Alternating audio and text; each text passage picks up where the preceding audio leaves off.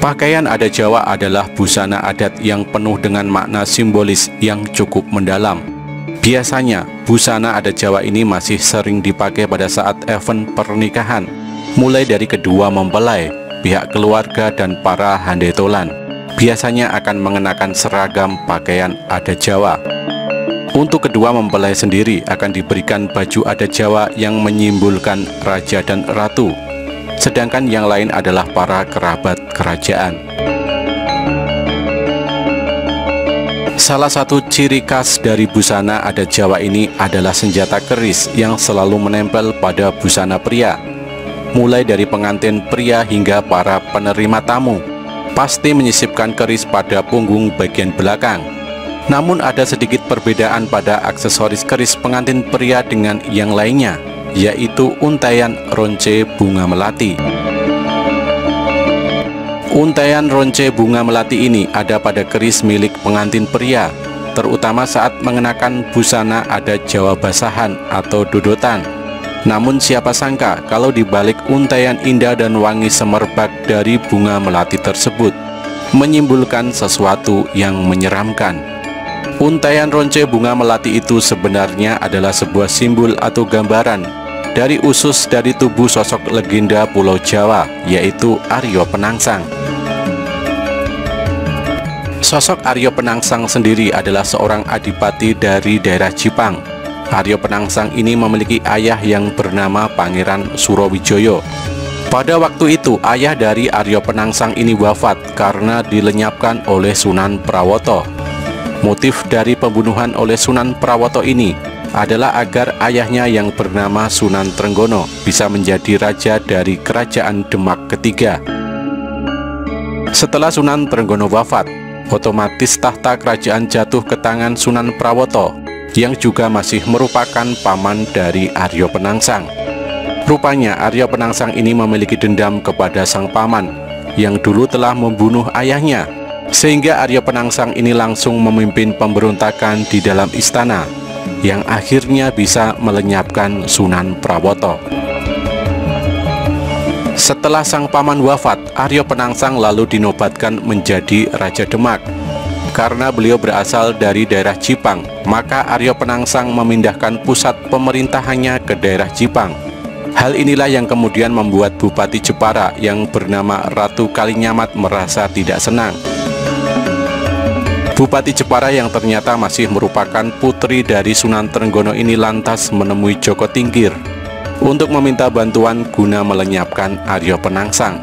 Ratu Kalinyamat berjanji akan memberikan daerah Demak dan Jepara apabila Joko Tingkir berhasil melenyapkan Aryo Penangsang. Karena Joko Tingkir tidak ingin berseteru dengan keturunan Aryo Penangsang, maka Joko Tingkir membuat sayembara.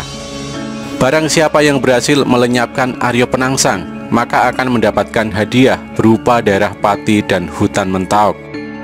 Hadiah yang ditawarkan oleh Joko Tingkir ini hanyalah sebagian kecil dari hadiah yang diterimanya dari Ratu Kalinyamat. Mendengar adanya sayembara tersebut, Ki Ageng Pamanahan dan Ki Panjawi langsung mengutus anaknya Danang Sutawijoyo untuk bertarung melawan Aryo Penangsang. Ketika mereka izin untuk berangkat, Joko Tingkir memberikan tombak yang bernama Kiai Pleret kepada Danang Sutawijoyo. Mereka bertiga lantas menyusun rencana untuk melenyapkan Aryo Penangsang. Salah satu caranya adalah dengan mengirimkan pesan kepada Aryo Penangsang melalui pelayan yang telah diiris telinganya. Melihat hal tersebut, Aryo Penangsang langsung muntap dan meladeni tantangan dari Danang Sutawijoyo. Dengan emosi, Aryo Penangsang menunggangi kudanya yang terkenal hebat yang bernama Gagak Rimang. Aryo Penangsang apabila sudah menunggangi Gagak Rimang, maka akan sulit dikalahkan. Satu-satunya jalan untuk melemahkan Aryo Penangsang yaitu dengan memisahkannya dari Gagak Rimang. Juru Mertani penasihat kerajaan sudah mengetahui hal ini jauh-jauh hari. Oleh karena itu beliau menyarankan agar Danang Sutawijoyo membawa kuda betina yang sedang birahi. Nasihat dari Juru Mertani ini memang manjur.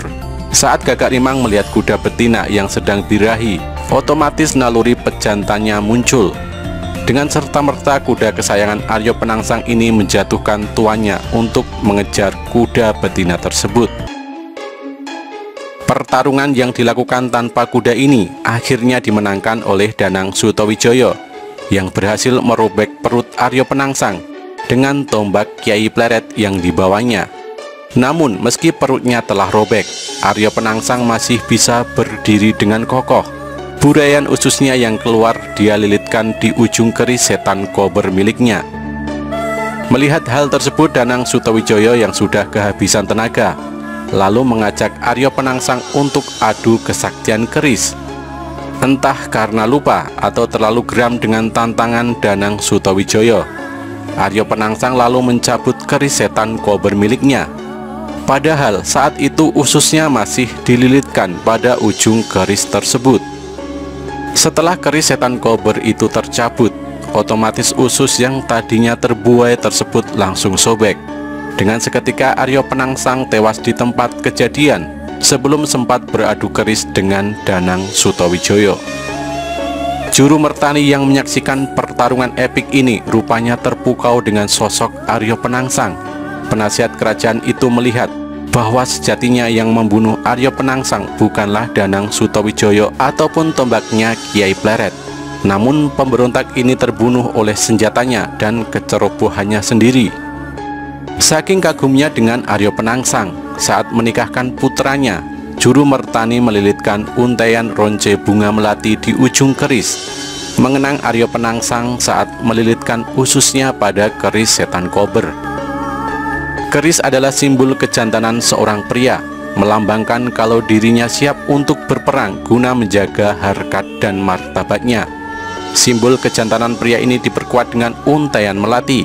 Untaian ronce melati ini mengingatkan mempelai pria pada sosok Aryo Penangsang yang memperjuangkan kehormatannya. Aryo Penangsang adalah sosok yang tidak mundur saat dirinya terluka parah, namun masih tetap berperang dengan gagah berani. Hal ini menyimpulkan kalau seorang pria harus tetap berkepala dingin dalam berjuang. Jika seorang pria salah langkah, maka dia akan terbunuh oleh kejantanan dan kehormatannya sendiri, seperti Aryo Penangsang.